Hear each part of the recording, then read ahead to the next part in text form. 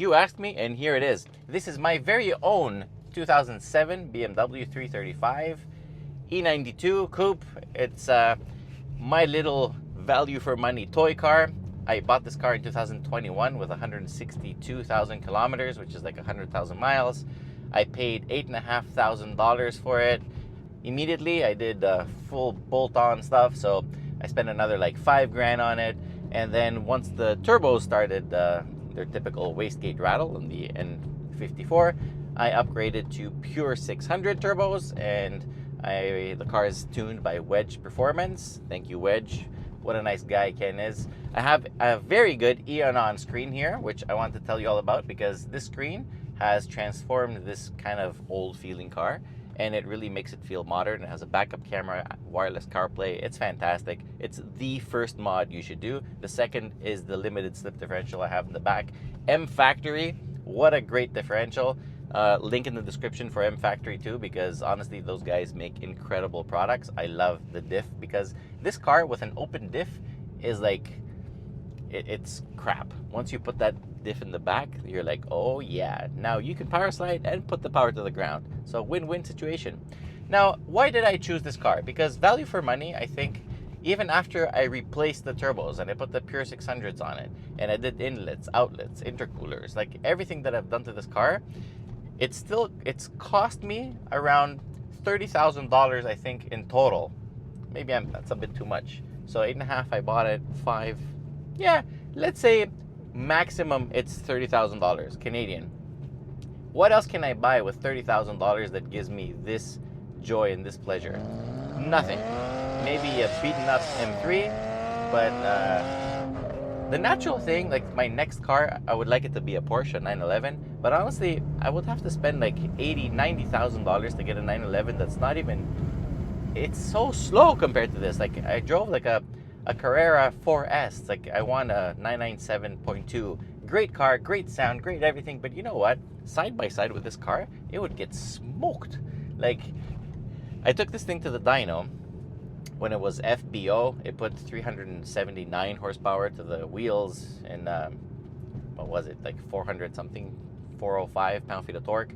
After I did the new turbos and with a in-between tune that wasn't the best in the world, I got 454 wheel horsepower and 509 pound-feet of torque.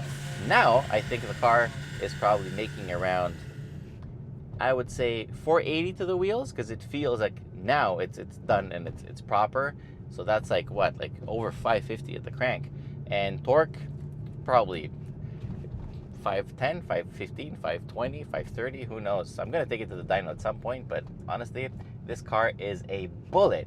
My average fuel consumption is just 11.5 liters per 100 kilometers, which is this much in MPGs. So it's not bad at all, actually, on fuel. It does run exclusively on 94 because it has to now.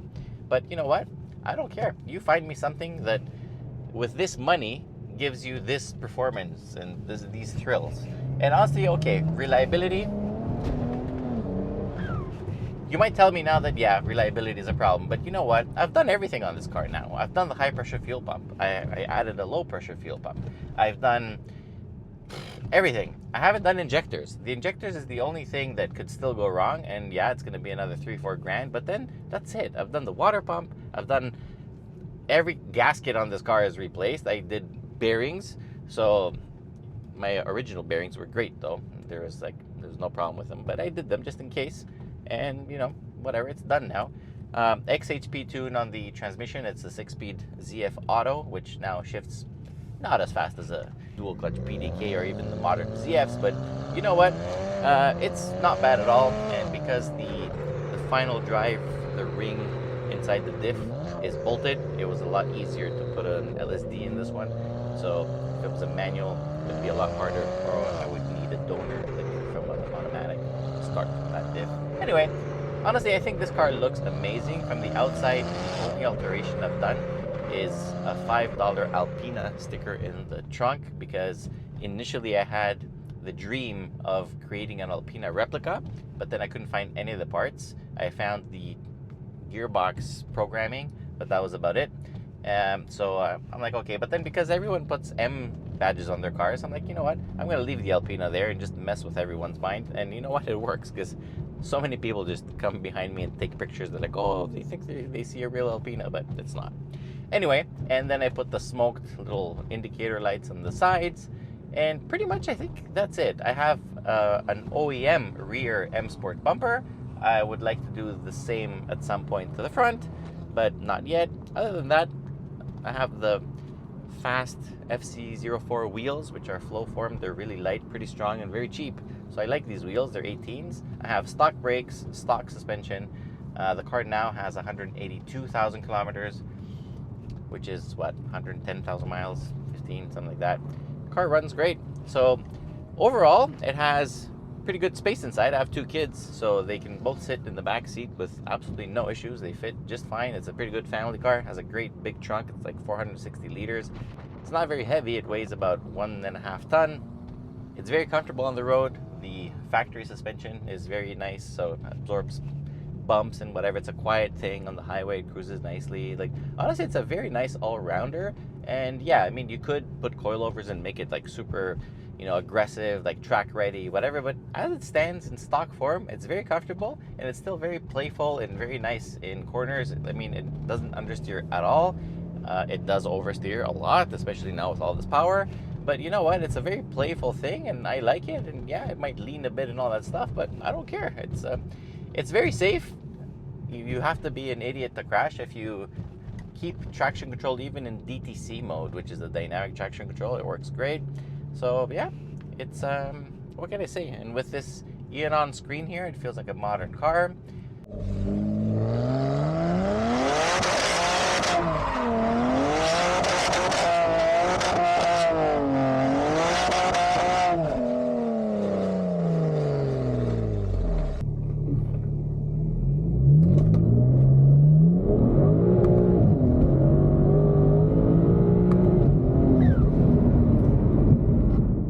I really like having this thing, and honestly, I think value for money, it's unbeatable. And yeah, they're hard to find now because every little punk that bought them just beat the shit out of them, so it's really difficult to find a good one. They don't rust, so I have yet to see a car with rust on it, even here in Canada. So I winter drive mine and nothing, and I didn't even rust proof or anything, so it's all good. 0 to 100, I was able to do up to 4.9 seconds. 0 to 60 is like 4.6, but it really spins a lot because it's really cold outside. So under ideal circumstances, maybe it could be in the low 4s, but you know what? It's we have to see what it does in the quarter mile and everything. We're gonna do some measurements when the weather gets a bit better. I'll do a separate video on the performance update to tell you how it's going. But you know what? Overall, this is my ride. I don't get to drive it a lot because we do all the press cars that I show you every week. But yeah, this is my baby. I also have a 2011 X3, which is like my winter driver thingy. But yeah, anyway, that's it. Hope you enjoyed this video too with my personal vehicle. This is what I drive. One thing I forgot to tell you is that the interior, other than really beautiful in my eyes, it's held up really well. I mean, there's no real wear and tear anywhere, and even after like so many years and kilometers and whatever, it doesn't really rattle and squeak. Like, it's a very well put together interior, so that's a big plus, because I think only Mercedes of the similar era holds up. Like, I've seen like Audis and stuff, and they don't look as good after so many years. So what can I say? Anyway, this is my baby.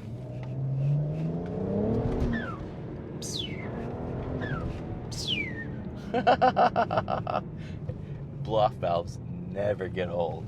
It doesn't matter what they're in. I'm such a sucker for the woo, woo, woo, woo. I love it. Anyway, be well. Catch you in the next one. Bye-bye.